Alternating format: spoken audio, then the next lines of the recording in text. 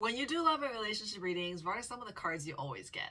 Like, there's gotta be stalker cards, right? You know, like lessons that you just haven't learned, red flags you should be seeing. Anyway, without further ado, here are some of the cards that I always get in love and relationship readings. So the first card that I was getting a lot when I first entered a relationship, I don't get it as much now, but I still get it from time to time. So, you know, it's still pretty present in my love relationship readings, and that is the Knight of Cups. And not for the reason you might think. You might think that this represents my boyfriend, which is, I guess, also accurate because he's very loving, very kind to me, just an amazing person. But at least when I was interpreting this card, when I was doing readings and this card comes up, I would sort of see it like my intuition always tell me that this isn't just about, say, pursuing a relationship or putting yourself out there, because we all know knights are about pursuing and being on an active quest for something.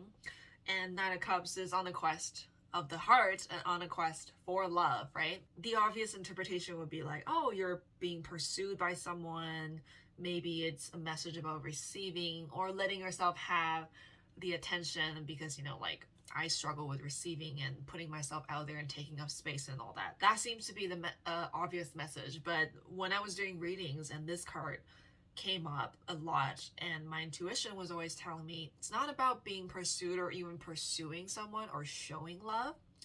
I think the most important thing, first and foremost, is to pursue a loving relationship with yourself. That was really the game changer in just facing the problems that I had in a relationship. You know, when I had to work through triggers and when I had to really process some of the difficult moments that I didn't really allow myself to process in the past. And from my relationship trauma, pursuing a loving relationship with myself was just so important, because it was like, if I just say pursued my boyfriend, and if I just did all the things that would be loving, but I neglected to pursue a loving relationship with myself, nothing would have worked out. Honestly, I would have just stayed triggered, traumatized, victim blaming, proceeded to live a miserable and self-victimizing life, because I wasn't able to really show myself the love that I really needed from myself to make my life better. So Nine of Cups has since then changed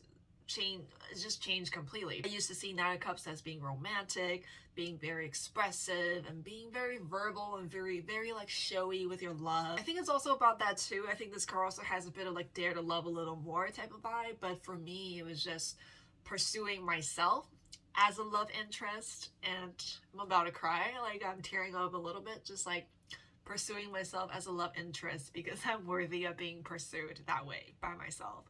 And that was just so life-changing and so literally heartwarming.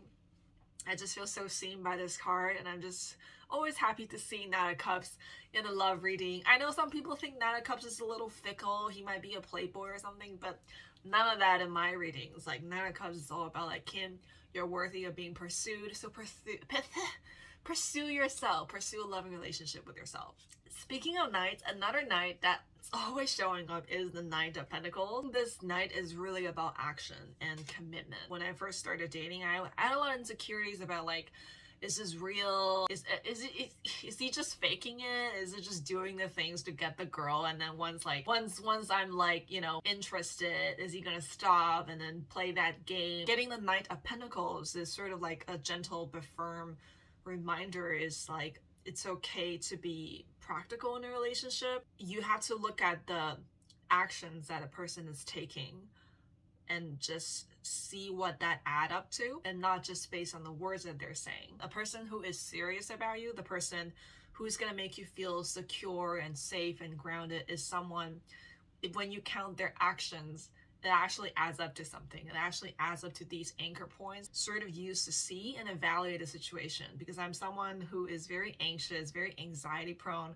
had a lot of trauma to process, had a lot of negative programming to process. So I could easily dismiss a person as unhealthy or toxic just because I couldn't work through my triggers and I couldn't get out of my self-victimizing mentality, right? But having these grounding anchor points, these actions that add up to something, help me paint a better picture of what the relationship is. So that was the card I got. I got a lot. Less so now. I'm getting some other cards because, you know, our relationship is different. But especially when I first started dating, these two cards came up a lot. Because, you know, like knights make sense, right? Knight of Cups, Nine of Pentacles, you know, two people are pursuing each other. So there's a lot of pursuing and actively sort of impressing energy in the early stages of courtship, or the honeymoon, as we say. But I'm always very fond of the knights. I think I really identify with the knights. I'm all about going on a quest, leveling up in life. So I just have a special place in my heart for the knights anyway. Always happy to see them in my love and relationship readings. Okay, so the next three cards, they're kind of like a combo. This is also from like the early stages of my dating, like when I first entered this relationship that I'm in now. I was getting a lot of positive cards, and you would think that this is a good thing, and you would be like, oh, of course, this is like a confirmation of me being in a healthy relationship. But for a traumatized person, for a person who is healing and recovering from trauma, safety and joy and positivity can actually be dysregulating to our nervous system. It can actually make us feel unsafe because it's so unfamiliar. It's so outside of our pain. We don't understand that something positive could actually be threatening because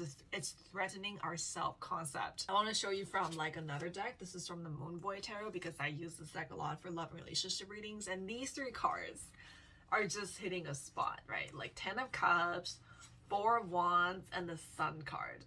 And I was getting these cards so much. I was getting them all the time. And I'm just, every time I would be like, give me a reason to lead this relationship, or give me a reason to just like, so I can just see this person as the villain that he is, that he's just trying to screw me over like my ex, right? Like he's just trying to ruin my life, right? Give me evidence. I need evidence. You know, I'm trying to just make that narrative come true. But I would get all these positive cards and I'm just like, okay. And it was very challenging to be getting positive cards because it was almost easier to have your negativity confirmed than having something totally different, totally healthy and totally loving confront you in your face and be like, actually, Kim, you do deserve to be loved, and you don't have to be this person who's just living in shame and pain and trauma all the time. And that was very jarring. That was very scary. Like, trauma healing is not a joke. Like, really confronting the pain from your trauma is not a freaking joke. It was so difficult. Like, it's still difficult now sometimes. Like, I'm getting better. You know, the better you heal, the better it gets, But sometimes it's just so hard because sometimes doing the right thing hurts, doing the wrong thing hurts, and doing everything just freaking hurts. And I remember like just taking a moment a few days ago, I was kind of crying because I wasn't feeling well. And then I realized that, oh, I was just feeling that it's so difficult to be in a relationship. You know, maybe if you don't have trauma, or if you don't have as much trauma, you wouldn't feel like being in a relationship is difficult. But for me, sometimes I just have these moments where I'm like, I feel like lifting weights with broken arms, but I have to lift those weights. Otherwise, I will not grow. Otherwise, I will not push through it. I can't expect my partner to lift those weights for me. I can ask for support from my partner. It's like, okay, the only way out of this is to drop the weights and never enter the gym again. But it's sort of like, I will never be able to experience the gym ever again. Is that the life that I want? Do I really want to self-isolate and live my life in hermitude? That was kind of my plan for a long time, not gonna lie. But that's not what I want, though. I want to be in a meaningful relationship. I want to connect with people. So I got pushed through, and the only person who can push through that pain is me. Just needed to acknowledge that for myself sometimes. Like, it's so difficult to be in a relationship with relationship trauma, and seeing positive cards is confirmation, but for the most part, like, scary at first because it's just like, this doesn't match my self-concept. Like, I don't know what to do with this. But, you know, it's all part of the journey. If you're in the same boat, if you're resonating with anything that I'm saying, just keep pushing. Know that you're worth it. Like, if you don't think about the person if you don't think about the person you're in a relationship with, it's not about like being a certain type of person for them or getting your crap together for them. It's doing it for yourself because you're worthy of being pursued. You know, like, you need to pursue that relationship with yourself because you're just worth it. Like, you're worth the love that you are able to give to yourself. You know what I mean? Like, so do it. Like, show yourself some love, and also just, and also let it be okay that just, you know, like that it's difficult to do this. Like, it's okay to struggle. It's okay to not feel normal doing it. It's okay to feel like you have a lot of baggage to work through, and that it's just incredibly difficult, because you could be lifting weights in the gym and people are like, why are you struggling with a 5-pounder? But you could be lifting that weight with muscle tears that's internal. You could be lifting with like bleeding organs and stuff like that, but you're just actively healing all of that, and that's freaking strength. You know what I mean? Okay, so that was a random pep talk. On to the next card. This card that I always get in love readings is very strange. Like, you don't really expect to see it in a love reading, but I get it all the time, and the card is the King of Pentacles. I don't know why, like in the beginning I was just like, is it telling me to just work on my business? The more I work on my business, the more achieved I feel, the better I will feel. That doesn't really feel right. Every time I really tune into this card and I really connect with this card and really try to interpret this card, it's like telling me to know my worth. And that makes so much sense to hear this from the King of Pentacles, because he is just the ultimate rich daddy, right? He just knows his worth. Like, he knows how to create wealth and abundance. And of course, we usually relate this to like a monetary sense, something that has to do with like physical resources and things like that, or just the general concept of abundance. But I think seeing yourself as worthy and seeing yourself as abundant, that your presence is a treasure, is something to be freaking cherished by the person who sees you as a treasure. You know, just the fact that this person is pursuing you and are actively showing up for you and giving you time, energy, focus, effort should be enough to show that, you know what, like, even if you don't think that way, even if you don't agree, like, he's treating you like some kind of treasure, and you should treat yourself as such as well. It's like, you should know your worth. You know, it's just that bossed up energy from the King of Pentacles. I was so surprised, because I was kind of maybe expecting to hear this message from like the Queen of Swords or the Queen of Wands even. I don't know, just having like this rich daddy energy telling me to know my worth, and just be like, oh yeah, like, I need to treat myself like a piece of treasure. I need to treat myself as precious. I need to give that love to myself and really just know my worth and look at the amazing parts that are within me. And obviously I'm not perfect, you know, everybody has flaws, not ignoring that, not trying to be a narcissist here, just recognizing my worth as a person. So I'm always glad to see the King of Pentacles in my love reading. It's just such a lovely and unexpected message to hear from him, them. Pandas don't have gender, or at least in my deck. Last but not least, the last card, well, I guess these cards aren't really in any kind of order or sequence, but this is another card that I always get and always appreciate seeing, even if it's not a love and relationship reading. This is just an amazing card to get, and that is the Strength card. And when I see this card, in the beginning, like when I first was like thinking about this card, like when I first started tarot, this was more about like confidence, not being a people pleaser, and having boundaries and things like that.